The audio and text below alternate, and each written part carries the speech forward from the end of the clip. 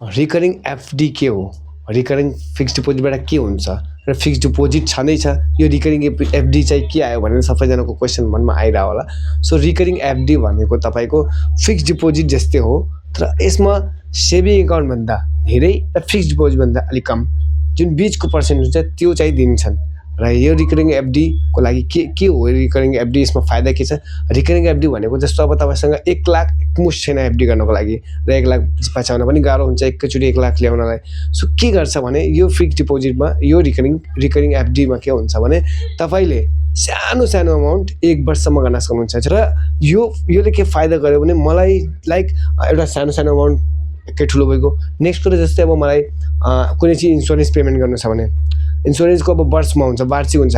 So यो वार्षिक फाइदा हुन्छ कि मैले 1 वर्षमा सेभिङ गरेँ, ठ्याक्कै जुन दिनदेखि जस्तो अब भोलि मेरो प्रिमियमको टाइम छ, म 3 दिन अगाडि गरिदिएछु यो रिकरिङ एफडी एउटा।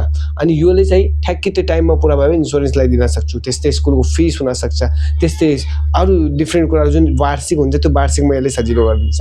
र यो एक किसिमको एउटा गुल्लक हो।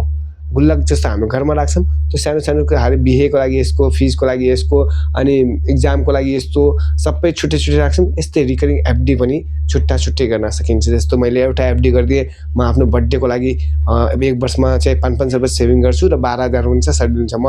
अर्को चाहिँ रिकरिङ एफडी गरिदिन्छु, त्यो चाहिँ मेरो चाहिँ टुर प्लानिङको लागि हुन्छ। सो यस्तो डिफ्रेन्ट एफडी रिकरिङ एफडी गर्न सक्नुहुन्छ। र सानो एमाउन्ट थोपा भनेर समुद्र भने जस्तै सानो एमाउन्ट ठुलो अमाउन्ट बन्न सक्छ। पछि त्यही तपाईँले त्यही यदि युज छैन भने त्यसलाई ठुलो एफडीमा गर्न सक्नुहुन्छ र ठुलो एफडीको इन्ट्रेस्ट बढी हुन्छ। अनि यो चाहिँ फिक्स्ड डिपोजिट हो, सो रिस्क पनि कम हुन्छ अनि राम्रो पनि हुन्छ। सो यदि तपाईँले चाहिँ इन्ट्रेस्टेड हुनुहुन्छ अझै धेरै इन्फर्मेसन यसको लागि लिनको लागि, सो कमेन्टमा भन्नु होला। र यदि तपाईँलाई यो इन्फर्मेसन राम्रो लागेछ भने प्लिज सेयर गरिदिनु धेरैभन्दा धेरै, सो द्याट जसले बुझ्नु भएको छैन उहाँलाई पनि सजिलो होस्।